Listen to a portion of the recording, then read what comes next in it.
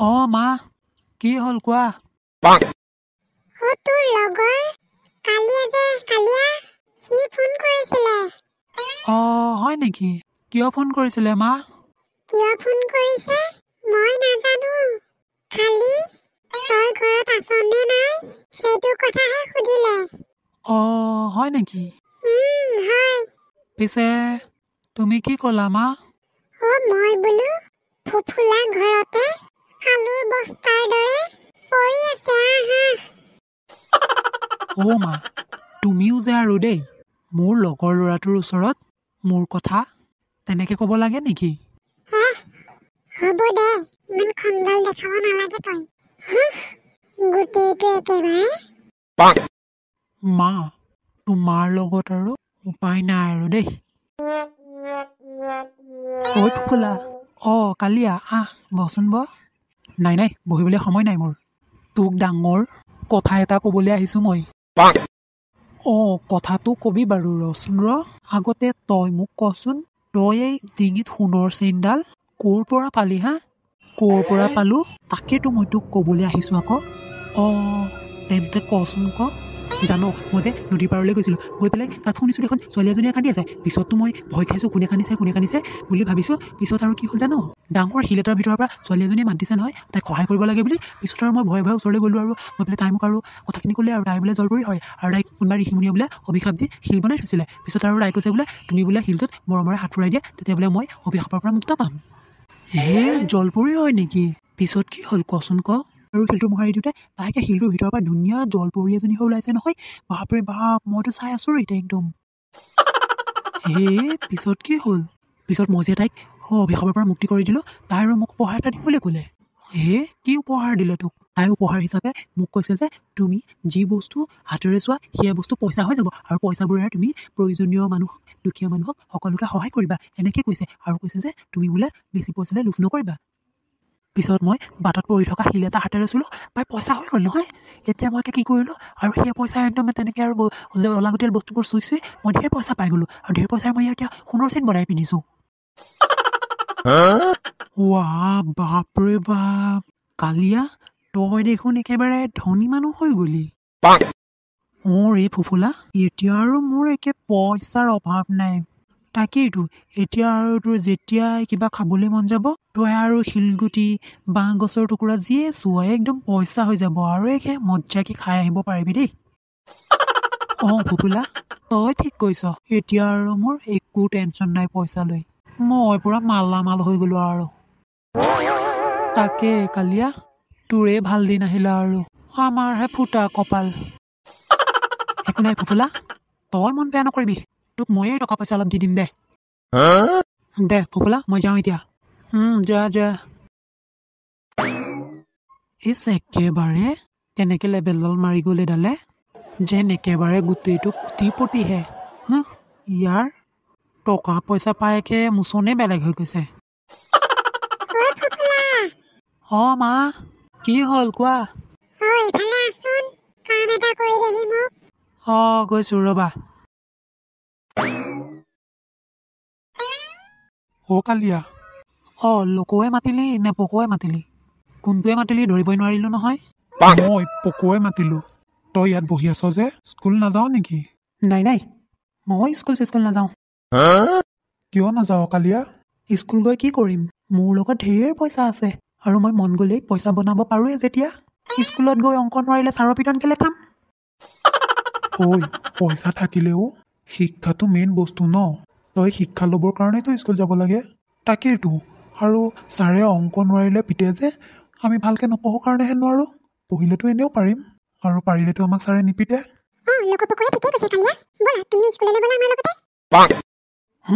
নাই মই স্কুল নাযাওঁ যা তহঁতে স্কুললৈ যা ঠিক আছে দে আমিয়ে যাওঁ বল আমিও স্কুল যাওঁ লোকে কালিয়াত ফ্ৰীতে ধনী মানুহ হ'ল আমাৰতো উপায় নাই আমি পঢ়ি শুনিয়ে ধনী মানুহ হ'ব লাগিব বল স্কুল যাওঁ বল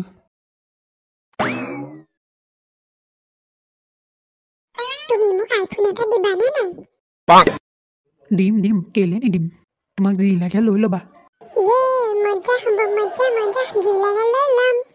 কালিয়া তই ইয়াত আহি বহি আছ অঁ কি হ'ল ক? মই মানে তোক বিচাৰি গৈছিলোঁ, আজিকালি লগেই নোপোৱা হ'লোঁ দেখোন তোক। অঁ কিয় বিচাৰিলি? ক জল্দি ক, মোৰ তাত একেবাৰে সময় নাই। নাই এনেই আৰু তোক বিচাৰি আহিছিলোঁ, তোৰ লগত অলপ বোলো আড্ডা মাৰোঁ। অঁ মোৰ এতিয়া সময় নাই নহয়, দে তই যা এতিয়া। ঠিক আছে হ'ব দে। বেছি টকাই বন্ধুত্বৰ চিন নোহোৱা কৰি পেলালে। কালিয়া এদিন তই নিজেই বুজিবি যে টকা ইম্পৰ্টেণ্ট নে বন্ধুত্ব ইম্পৰ্টেণ্ট। ধৰ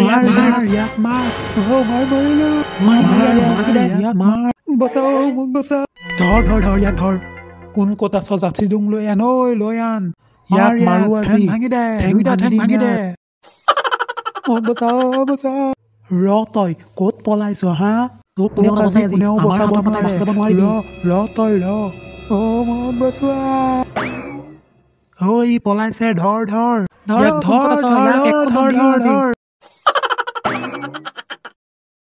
কালিয়েলে বৰ মনত পৰিছে অ'।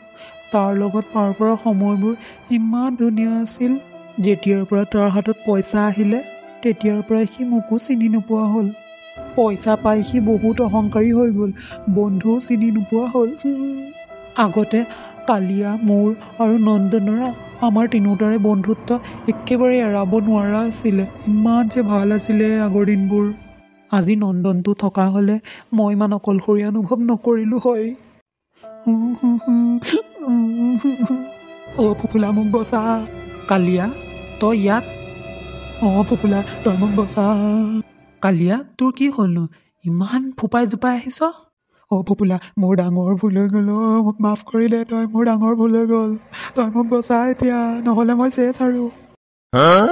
তোৰ কি হৈছে? কি ভুল হ'ল কচোন ক, মই একো বুজি পোৱা নাই। অ' ফুফুলা মোক জলপৰীজনীয়ে যে শক্তিটো দিছিল পইচা বনাব পৰা, মই সেই শক্তিটো বৰ বেয়া কামত ব্যৱহাৰ কৰিলোঁ অ'। বেছি পইচা বনাবলৈ মই লোভ কৰিলোঁ, আৰু লোভতে মই নকৰিবলগীয়া কাম কৰিলোঁ অ'। নকৰিবলগীয়া কাম মানে? তই কি কাম কৰিলি ঐ? মই মনে মনে মানুহৰ ঘৰৰ বস্তুবোৰ চুই পইচা বনাই সেইবোৰ পইচা নিজৰ ঘৰলৈ লৈ আনিছিলোঁ। পিছত মানুহবোৰে গম পাই এতিয়া মোক মাৰিবলৈ খেদি আহিছে। অহ তইতো বৰ বেয়া কাম কৰিলি নহয়। অঁ ফুফুলা মই বৰ বেয়া কাম কৰিলোঁ। মই টকা পইচা পাই মই আমাৰ বন্ধুত্বও পাহৰি গ'লোঁ। মই বৰ অহংকাৰী হৈ গৈছিলোঁ। অ' ফুফুলা মোক তই ক্ষমা কৰি দে আৰু তই মোক বচা এতিয়া। ফুফুলা মোক বচা তই। মোক বচা, মই মৰি যাম, মোক মানুহে মাৰি পেলাব। ৰচোন কালিয়া তই কান্দা কাটা নকৰিবি, মই কিবা এটা কৰিম ৰ। তই কি ভাবি আছ? আইডিয়া এটা পাই গ'লোঁ। কি আইডিয়া পালি ফুফুলা? পালোঁ, ব'ল কাম হৈ যাব। তই এতিয়া মোৰ লগত ব'ল। ব'ল মোক বচাবি আৰু তই। বচাম টেনশ্যন নল'বি তই। ব'ল এতিয়া। ফুফুলা তই মোক নদীৰ পাৰলৈ আনিলি যে কিয় কচোন? মোক মানুহে ইয়াত আছোঁ বুলি দেখা পাব লাগিলে একেবাৰে ইয়াতে চেছ কৰি যাব। ব'ল ঘৰলৈ যাওঁ এতিয়া। তই ভয় নকৰিবি, মই আছোঁ নহয়, আহ। ঐ ইয়ালৈ কিয় আনিছ জল্দি কচোন ক। কালিয়া তোৰ সকলোবোৰ প্ৰব্লেম এইকণৰ পৰাহে আৰম্ভ হৈছিল। মানে তই কি ক'ব বিচাৰিছ? চা কালিয়া, তই এইকণ জেগাতে জলপৰীক লগ পাইছিলি, তই জলপৰীৰ পৰা শক্তি পাইছিলি, সেইবোৰ চব ইয়াৰে পৰাহে আৰম্ভ হৈছিল। তই লগ নোপোৱা হ'লেতো তোৰ এনেকুৱা গতি আজি নহয়। তই ঠিকেই কৈছ। মই এতিয়া কি কৰিম কচোন? তই এতিয়া সেই জলপৰীজনীক মাতি লৈ ক যে তোক তাই যিটো শক্তি দিছিল সেইটো শক্তি তাই ঘূৰাই লওক আৰু সকলোবোৰ আগৰ দৰে ঠিক কৰি দিয়ক। তই ঠিক কৈছ কালিয়া। ৰ মই জলপৰীজনীক মাতোঁ।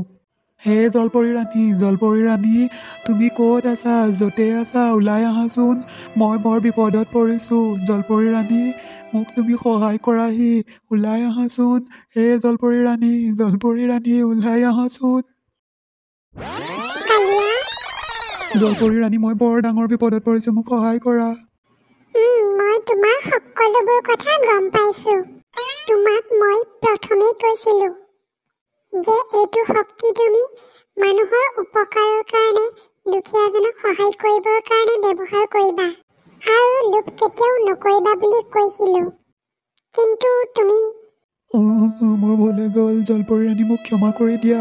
মই এনেকুৱা লোভ আৰু কেতিয়াও নকৰোঁ। মোক ক্ষমা কৰি দিয়া। ঠিক আছে, তুমি যে নিজৰ ভুলটো বুজি পাই শুদ্ধ পথত চলিম বুলি আহিছা, সেইটোৱে বহুত ডাঙৰ কথা। তুমি চিন্তা নকৰিবা, তোমাৰ শক্তিটো মই এতিয়া ঘূৰাই ল'ম আৰু সকলোবোৰ আগৰ দৰে কৰি দিম।